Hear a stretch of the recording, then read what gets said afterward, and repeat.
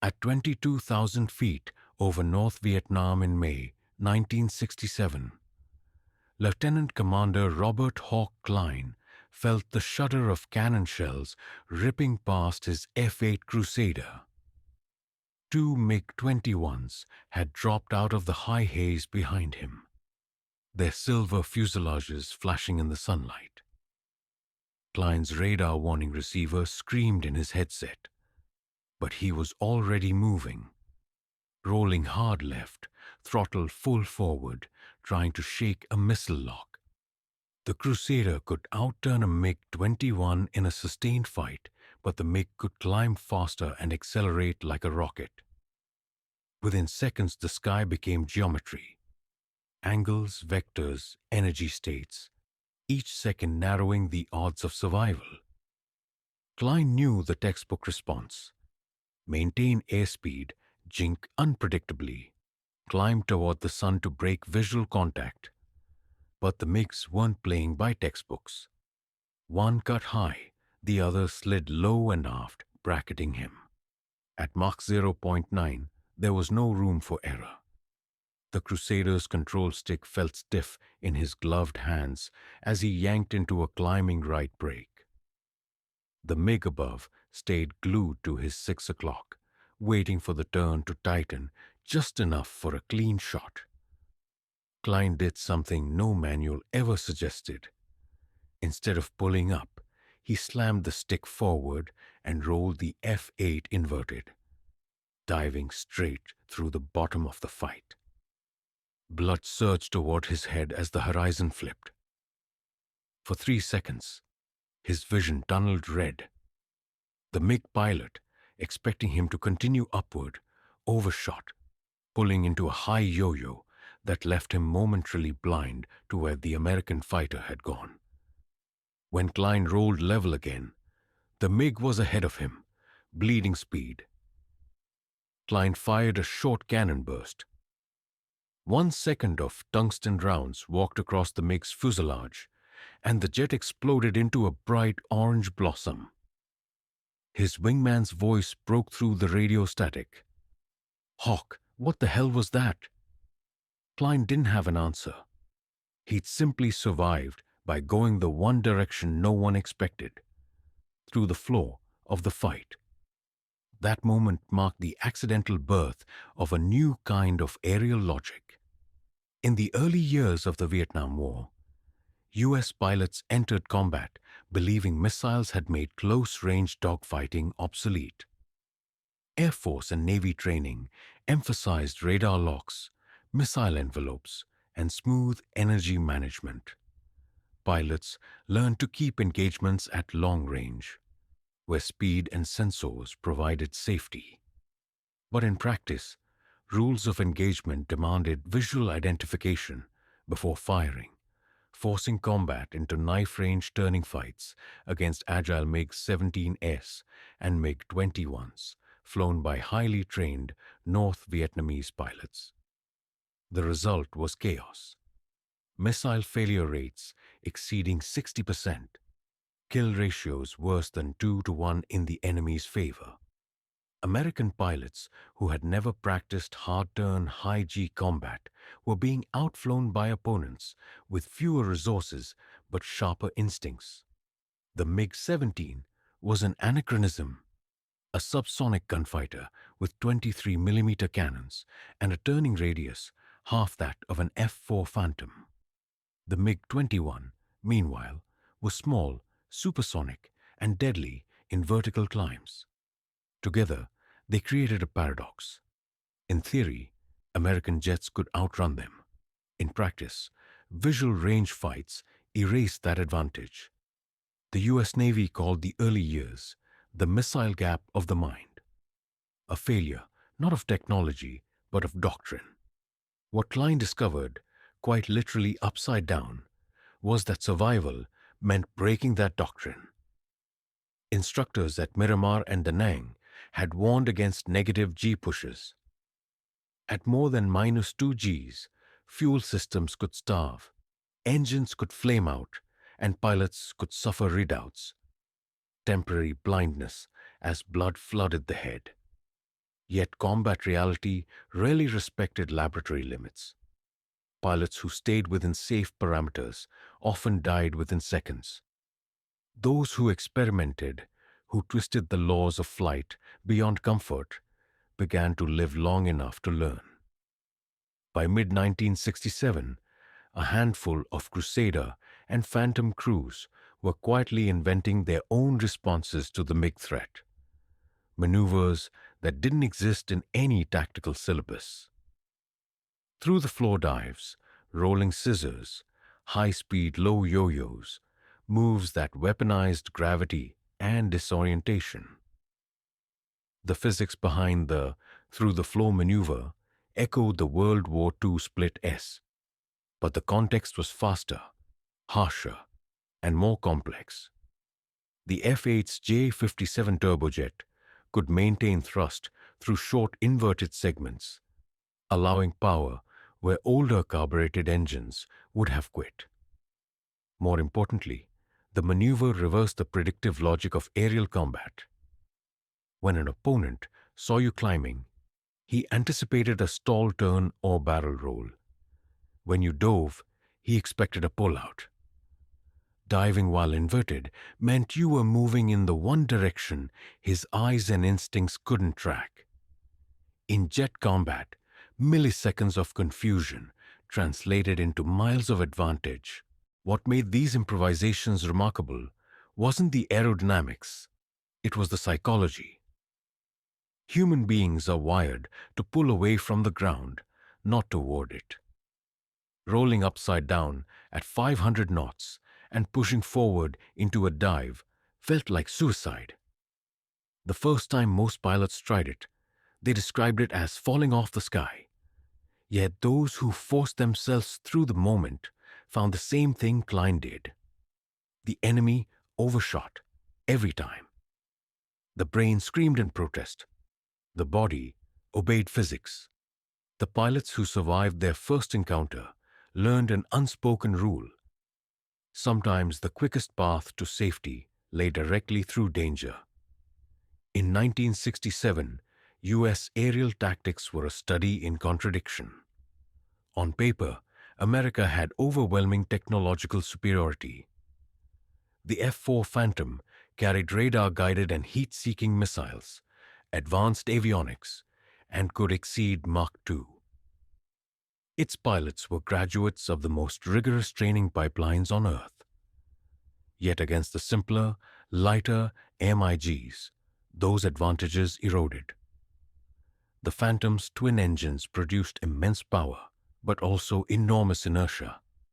Its turning radius was nearly double that of the MiG-17. Pilots accustomed to gentle missile intercepts found themselves forced into savage, high-G circles where instinct mattered more than electronics. The first reaction was denial. After-action reports blamed weather, radar interference, or bad luck. Only later did commanders begin to admit that the problem wasn't equipment, it was mindset. The Navy's fighter weapons school didn't yet exist, and in its absence, the lessons of survival were being written one skirmish at a time. At Da Nang, Yankee Station, and Udorn, the pattern was the same. Pilots who broke the rules lived, and those who stayed faithful to procedure vanished into the haze over Hanoi. Medical officers at Da Nang began to see the physiological consequences of this new flying style. Pilots returned from missions with bloodshot eyes, ruptured capillaries, and migraines that lasted for days. Flight surgeons labeled the symptoms negative G fatigue syndrome, though no one dared suggest stopping the maneuvers. They were working. A few seconds of pain was a small price for a lifetime of breathing. In debriefs, pilots compared notes. How far to push before vision went red? How to time the rollout? How to sense altitude when instruments blurred? Experience replaced doctrine. Every mission became a laboratory. The tactical core was simple. The MiG-17's advantage lay in horizontal turns. The Phantom's advantage lay in thrust and dive acceleration. By diving through the floor, rolling inverted and pushing down, an F-4 could exploit that power, forcing the MiG into a follow-through it couldn't sustain. North Vietnamese pilots learned quickly not to chase into negative G-dives. Their engines would sputter under fuel starvation, and their airframes weren't stressed for sustained inverted flight. Many pulled out too early, conceding position. Some tried to follow and never came back. By 1968, the unofficial through-the-floor maneuver had matured into a family of related techniques. The vertical scissors, the low yo-yo, and the inverted brake. Each used gravity as a weapon. The pilot who mastered them could force a faster jet into a stall or trick a turning fighter into overshoot. They were the modern descendants of World War II's split S, refined for the age of supersonic flight. In both cases, survival demanded a willingness to endure what physics and fear told the body was impossible. Navy Squadron VF-162, flying from the USS Oriskany, became an early testbed.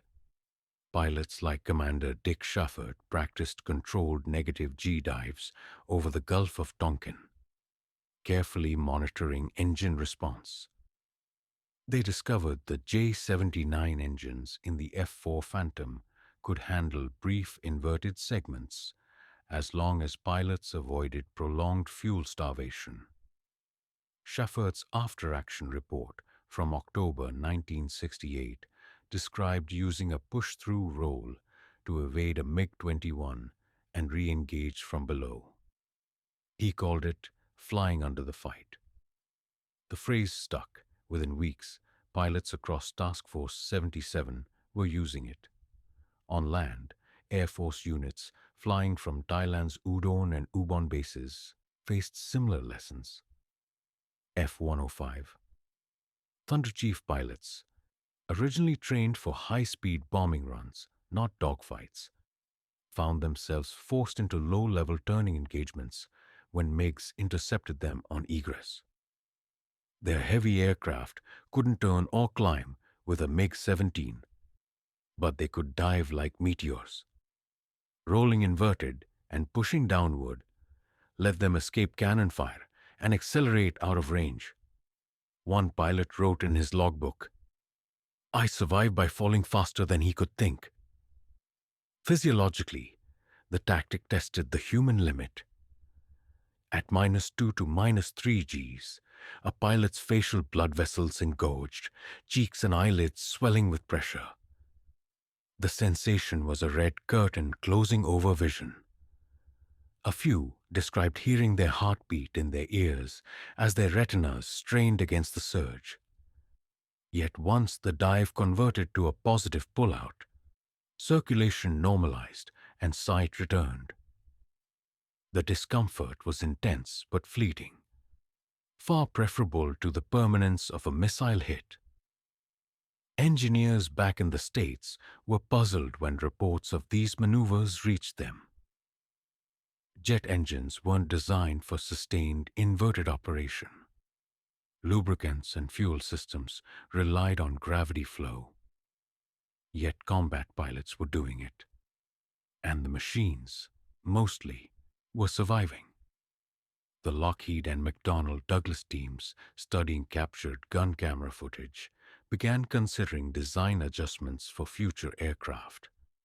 Pressurized oil systems, inverted fuel sumps, and gyro-stabilized sensors that wouldn't blank out when the horizon vanished. Combat innovation had outpaced engineering by half a decade. Psychologically, through-the-floor flying reshaped the warrior mindset. Pilots began training themselves to resist instinct, the primal urge to pull away from the ground. In mock dogfights over the Gulf, instructors would deliberately force trainees into losing positions, then order them to push through. The first attempts were clumsy. Many over-controlled, entered spins, or recovered too late. But repetition built trust in the physics. Once the brain accepted that down could mean survival, everything changed. Maneuvers once labeled reckless became deliberate strategy. By early 1969, the Navy recognized the need to formalize these lessons. The establishment of the Fighter Weapons School at Miramar, better known as Top Gun, was a direct response to poor air-to-air performance in Vietnam. The instructors, drawn from combat veterans like Klein and Cunningham, codified what had been field improvisation. Their message was blunt: technology doesn't replace tactics, and safety doesn't win fights. Among the first lessons taught was the inverted brake. Students practiced at altitude, rolling inverted and pushing into a descending arc before leveling out. The instructors emphasized timing, counting the seconds of blindness, trusting muscle memory. 3 seconds of red, they said, beats eternity of black. For the first time, the U.S. military acknowledged what combat had already proved: that the body could withstand more than theory allowed, and that controlled negative G-flight was not madness, but mastery. Every subsequent generation of fighter doctrine would inherit that truth, written in sweat and blood above the jungles of Vietnam. By the time Top Gun's first class graduated in late 1969, the culture of American fighter aviation had changed beyond recognition. In the span of 4 years, pilots had gone from trusting radar to trusting instinct, from fearing negative G-flight to mastering it as a deliberate weapon. The shift was so profound that even senior commanders, many of whom had dismissed early reports of inverted diving as cowboy flying, now insisted every combat unit send representatives to Miramar for retraining. What began as whispered survival tricks over the Gulf of Tonkin had become formal doctrine, and almost immediately, the results spoke louder than any memorandum. Within 12 months of Top Gun's creation, Navy kill ratios against MiGs improved from barely 2-1 to more than 12-1.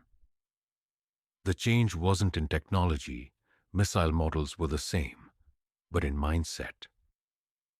Graduates of the school returned to their careers preaching energy management, situational awareness, and controlled aggression. They taught that the sky was not flat, but 3-dimensional, that altitude was a weapon, that fear could be measured in seconds of blindness and conquered by repetition. The through-the-floor push, once a desperate improvisation, was now demonstrated in classrooms with chalk diagrams and motion capture film. Students learned to roll inverted at 15,000 feet, push 2G negative into a 20-degree dive, and recover at 5,000, all while maintaining radar contact and throttle discipline. What had been myth became mathematics. The Air Force watched with cautious curiosity. At Nellis AFB, instructors running the Red Flag program began integrating similar techniques under different names: unloaded roll, negative G-slice, vertical split S. Pilots flying the F-4E and later the F-111 practiced inverted transitions, not because they enjoyed them, but because they represented the one proven method to break a lock and reset the geometry of a fight. Data collected from those exercises confirmed what the Navy had already learned. Aircraft structures tolerated short bursts of negative G far better than manuals suggested, and human tolerance, though painful, was sufficient for combat duration. Flight medicine caught up to the warriors it once warned. The physiological frontier, once feared, became quantifiable. Aerospace labs at Brooks Air Force Base subjected volunteers to alternating positive and negative accelerations in centrifuges, discovering that with proper breathing control and neck tension, pilots could survive -3 G without lasting harm. The result was the design of new helmets with integrated oxygen regulators that maintained airway pressure during inverted flight, reducing the red-out effect. The line between pain and performance blurred. A generation of aviators learned that discomfort was not danger. It was data. Meanwhile, the enemy adapted. By the early 1970s, North Vietnam had begun receiving improved MiG-21 MF variants from the Soviet Union, equipped with radar-guided missiles and better climb rates. Yet the gap in pilot training widened. American flyers returning from Top Gun and Red Flag understood not only their own limits, but their opponents'. They baited MiGs into vertical fights, knowing the smaller jets would lose speed and bleed energy trying to follow. Through the floor, evolved from a defensive escape into an offensive trap. Skilled pilots would feign weakness, rolling level, letting a MiG close, then suddenly invert, push down, and pull out beneath their opponent, reversing roles in seconds. Enemy gun camera film recovered after the war showed pilots literally searching the wrong half of the sky. The doctrine spread beyond fighters. A 7 Corsair, 2 attack pilots, adopted modified negative G pushovers to evade surface-to-air missiles during strike runs over Haiphong. Reconnaissance crews flying RF-4s used inverted dives to break radar locks without exceeding structural limits. Even helicopter pilots in special operations units studied the physics conceptually, understanding how unorthodox vectors could disrupt enemy prediction loops. The principle was universal: unpredictability buys survival. By 1972, the U.S. Navy issued the first official acknowledgement of negative G tactics in Tactical Manual, CNATRAP 825, describing brief inverted maneuvering to defeat a pursuer. The language was clinical, stripped of the fear that had once surrounded the practice.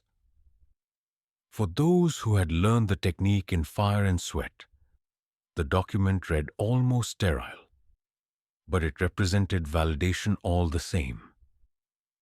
Lieutenant Commander Klein, the man whose instinctive push had started it all, received a quiet commendation from his squadron before rotating home. He rarely spoke about his experience. It wasn't genius, he told a journalist years later.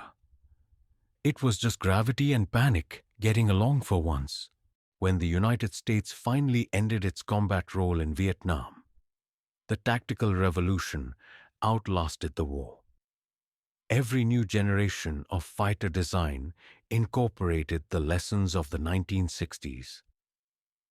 The F-14 Tomcat's variable geometry wings were engineered to maintain lift even under partial negative load. The F-15 Eagle introduced fuel and lubrication systems capable of indefinite inverted flight. Later, the F-16 and F/A-18 were built around fly-by-wire computers that could interpret pilot intent and smooth out control inputs during rapid transitions from positive to negative G. What began as desperation became design philosophy. Give the pilot freedom to break the rules safely. Culturally, through the floor flying transformed the psychology of air combat. No longer was bravery defined by reckless aggression. It became the capacity to act logically while the body screamed in revolt. Instructors taught cadets that fear was just information. another instrument to be read and managed. The rituals of modern fighter training, the centrifuge rides, the black and redoubt drills, the inverted flight simulators, all trace their lineage back to those early years when a few exhausted pilots realized survival required doing what felt impossible. The legacy extended even further. When Operation Desert Storm erupted in 1991, many of the senior American pilots leading sorties were former Top Gun and Red Flag graduates. They entered combat against Iraqi MiG-29s and Mirage F-1s, armed with missiles far superior to those of the 1960s. Yet the fundamentals remained unchanged. Reports from the campaign recorded numerous instances of American pilots using negative G unloads to break radar locks or force overshoots. The same 3 seconds of blindness that saved lives over Hanoi now saved lives over the Kuwaiti desert. Technology had advanced, the physics had not. Physicians and engineers continued to debate the long-term effects of repeated negative G exposure. Some veterans developed chronic eye irritation, minor vision changes, or recurring headaches years after service. Yet almost all insisted they would have done it again. The cost of pushing the human body beyond comfort was minor compared with the cost of not doing so. In 2003, during the design review of the F-35 Lightning II, engineers formally cited Vietnam-era negative G escape tactics as justification for redundant inverted flight fuel pumps. The innovation born in panic became a line item in a trillion-dollar defense program. Today, every fighter pilot, American, European, or Allied, learns a version of Klein's maneuver in training. It no longer carries the romantic name through the floor. Instructors simply call it an unloaded roll or negative G break.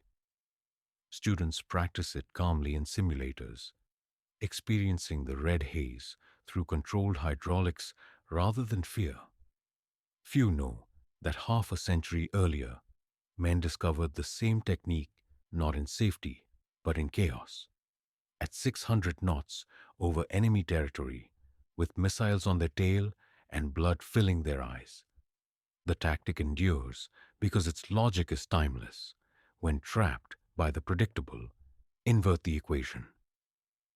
In the end, the story of Vietnam's inverted flight isn't about aircraft or aerodynamics. It's about the human capacity to improvise under pressure, to rewrite the boundaries of endurance when rules become irrelevant. From the jungles of Indochina to the classrooms of Miramar, the same truth echoes through generations of aviators. Survival favors those who can think upside down. They learn that sometimes the only way out of a losing fight is to fall, not in defeat, but into the gravity that leads you home.